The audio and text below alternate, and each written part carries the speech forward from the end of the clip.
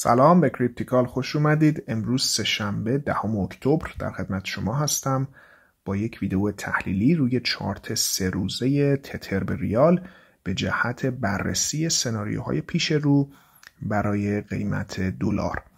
اگر فکر میکنید که محتوا براتون جذابه با من همراه باشید. دیتایی که من از قیمت دلار دارم برمیگرده به داده های روی وبسایت نوبیتکس.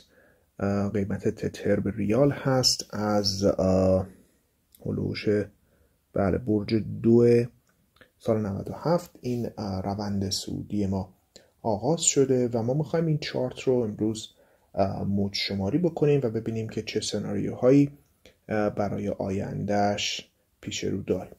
قبل از اینکه من شمارش این حرکت رو انجام بدم، نکته‌ای رو باید خدمتتون عرض بکنم راجع به در واقع ساختارهای ایمپالسیو.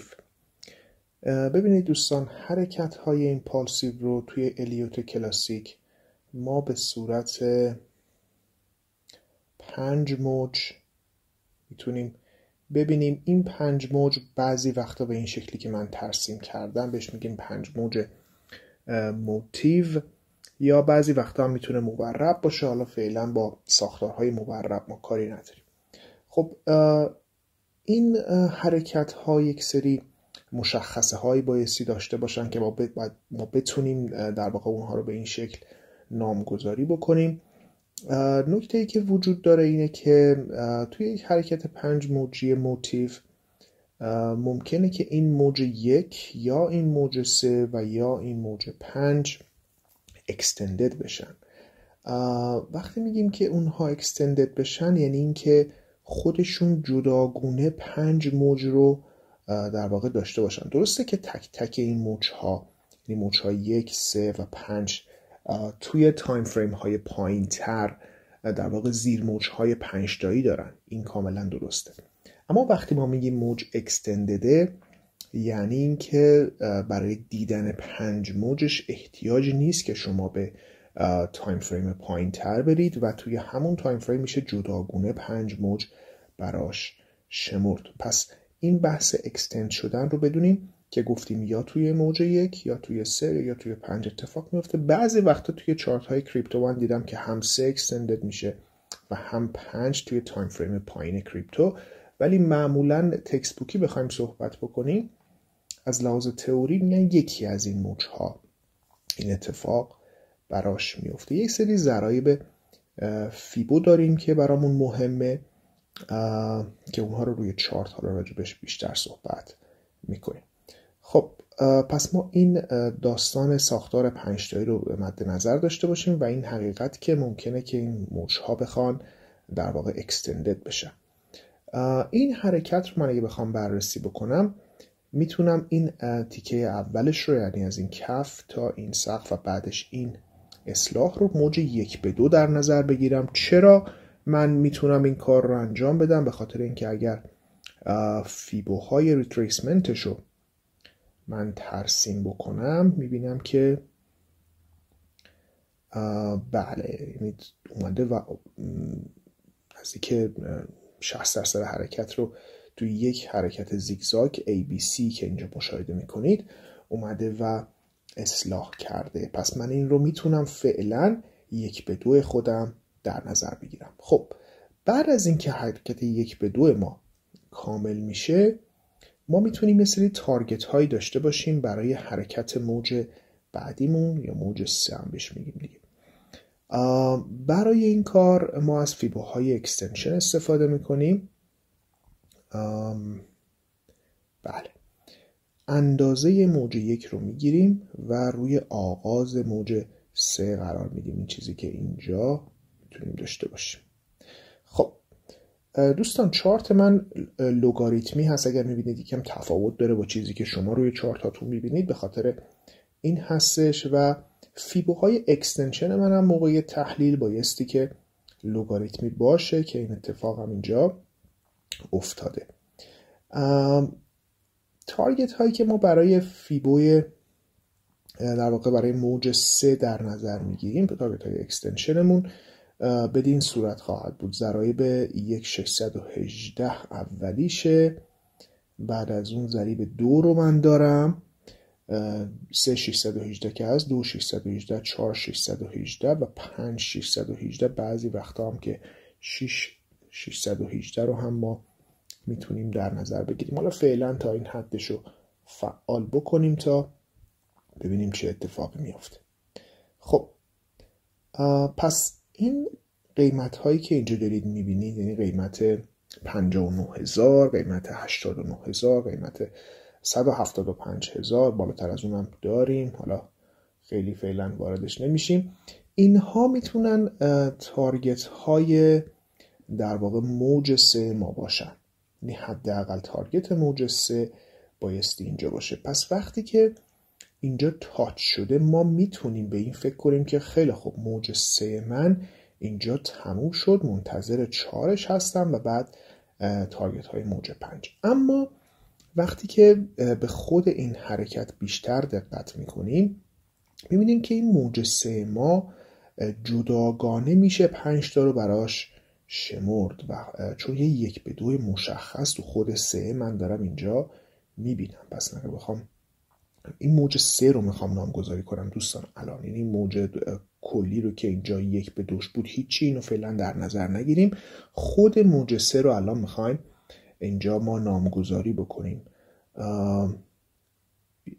بله این پالس ویو موتیو بدین صورت 1 2 3 4 و حالا میتونه اینجا 5 بوده باشه که حالا با جزئیات بیشتر ما راجبش حرف میزنیم. من توی ستینگ این برم خود ویو رو غیر فعال بکنم، این رو هم در واقع میشه اصلی دیگه. خیلی خوب، پس فعلا ممکنه که من موج 3 اینجا با این تاچ شدن این تارگت به اتمام رسیده باشه. برای اینکه اطمینان بیشتری از این پیدا بکنم بایستی که زیرساخت‌های این حرکت رو هم چک کنم و مطمئن بشم که بله این 3 اینجا تموم شد و تارگت بالاتر برای 3 فعلا متصور نباشم. اما خب بایستی که تو تایم فریم پایین‌تر یا حالا بگیم به صورت زیر موج‌های دقیق‌تر در واقع شمرده بشه که ما این کار رو توی قسمت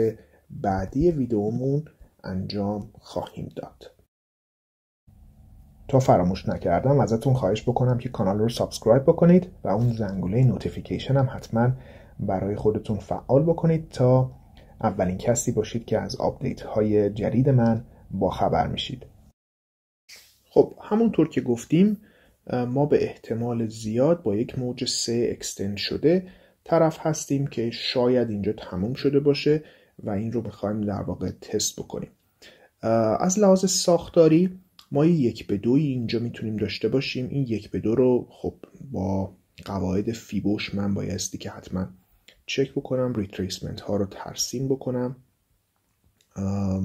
و بله فیبو 78 عکس العمل داره، معمولا تا 85ش میاد، 90 رو هم قبول میکنن و حالا این فیبو 100% هم دیگه به خیلی نادر به عنوان موج 2 پذیرفته میشه، اما این 78ش کاملا پذیرفته و منطقیه. خب برای قسمت موج 3 اون هم بایستی که ما این فیبوهای ریتریسمنتمون رو ترسیم بکنیم. همونطور که تو قسمت قبل دیدیم اندازه موج 1 رو میگیریم، روی شروع موج 3 قرار میدیم.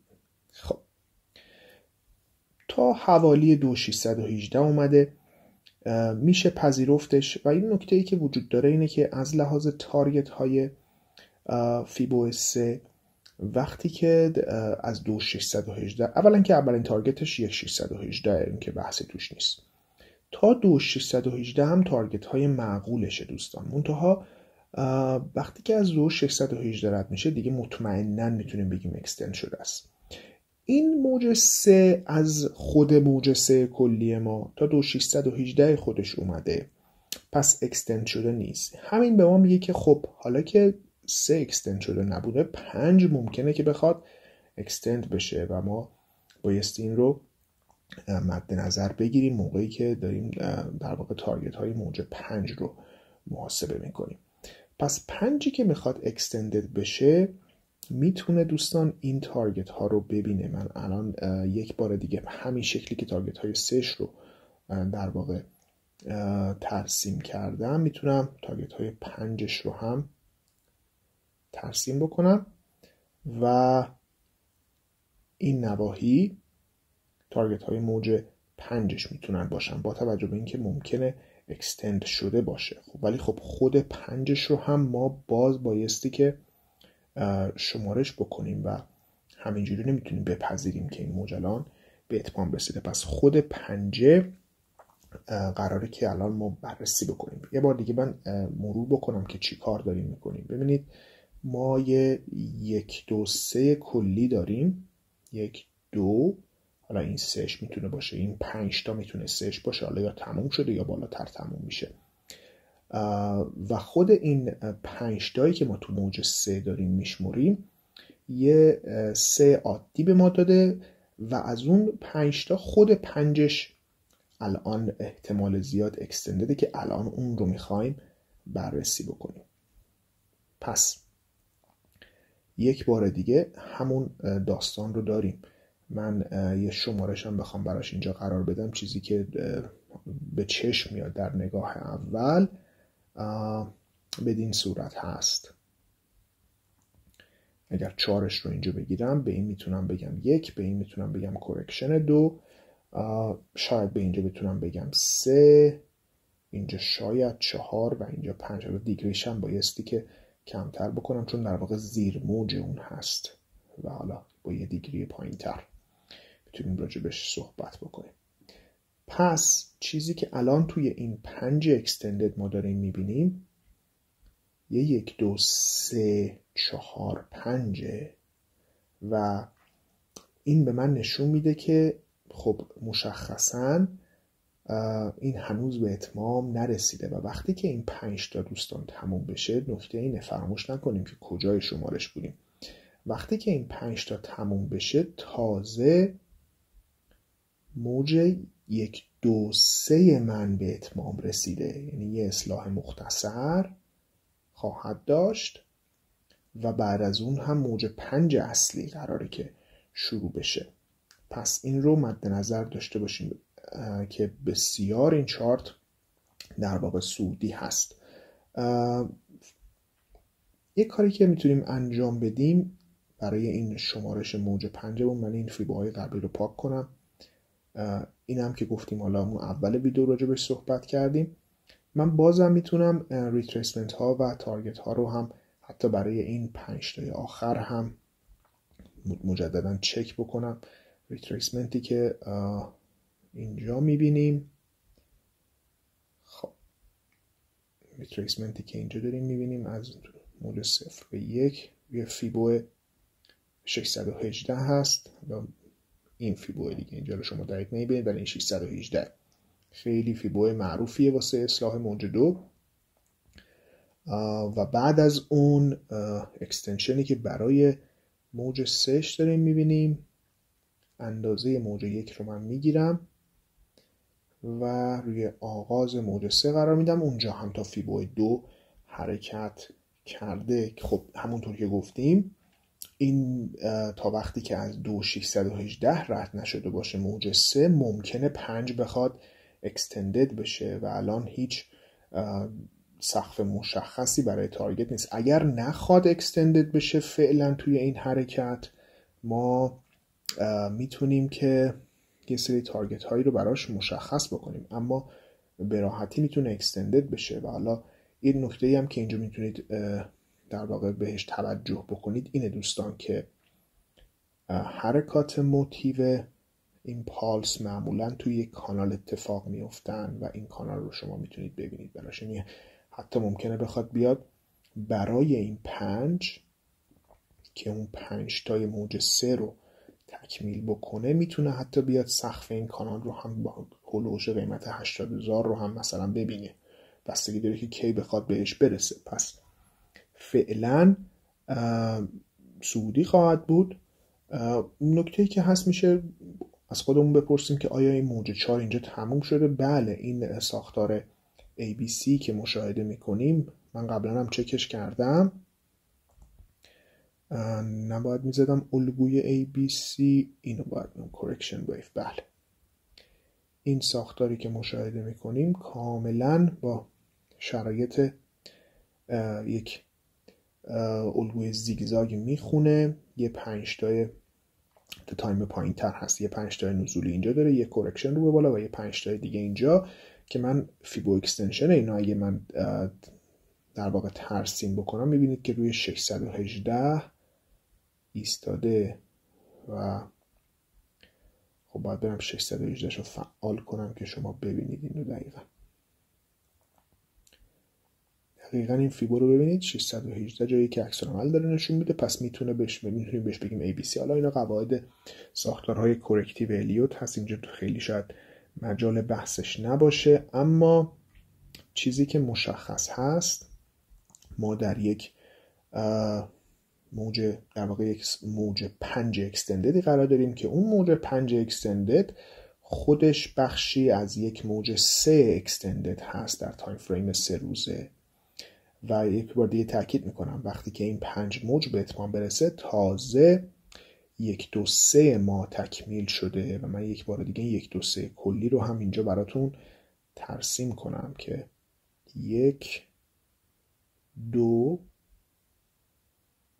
3 کلی اینجاها، یه 4 کورکشن مثلا و بعد از اون هم 5 اوردرش رو هم بالاتر از قبلی ها ببریم به صورت دوره‌ای بخوایم راجع به حرف بزنیم. بله، پس این حرکتی است که میتونه اتفاق بیفته. خب حالا که ما تارگت های هول و هوش تارگت های موج 5 رو داریم، میتونیم از تلاقیشون با تارگت های موج 3 کلی استفاده بکنیم برای به دست آوردن محدوده های PRZ. موج 1 2 که اونو پاک کردم، کشیده بودمش ولی بعدش پاک کردیم که تارگت هاش اینها بود.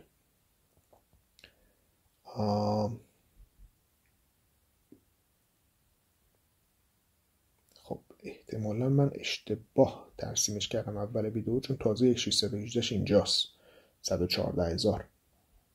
میدونم اون کدوم 618 بود که اینجا روی 89 افتاده بود، شاید این اشتباهه. بله الان مطمئن بشیم، بله 103,000 هست. پس حداقل تارگت این موج 3 اصلی ما $103,000 هست که 103,000 تومان هست که میتونه یواش یواش بیاد اینجا خودش رو به سقف این کانال برسونه و این محدوده رو تاچ بکنه. پس تحلیلی که فعلا روی چارت تتر به ریال داریم به این صورت خواهد بود که بعد از اینکه این 5 موج تکمیل شد، موج 3 ما به اتمام رسیده، یک کورکشن مختصر خواهیم داشت و بعد هم تارگت های موج 5. همونطور که گفتم حرکات ایمپالس رو ما میتونیم داخل در واقع کانال ها در نظر بگیریم، یعنی مثلا فرضاً بگیم اینجا موج 1 این هول و هوش اینجاها موج 2 موج 3 و یه همچین کانال بزرگتری خواهد داشت، یعنی 4 به 5 هم میتونه شکل بگیره، یا مثلا 4 تا میدلاین کانال بیاد و بعد از اون به سمت 5 حرکت کنه. حالا باز باید دید که ساختارها چطور دیولوب میشن. خب این در واقع شمارش و تحلیلی هست که من در حال حاضر روی قیمت دلار دارم. خب خیلی متشکرم از اینکه همراه من بودید.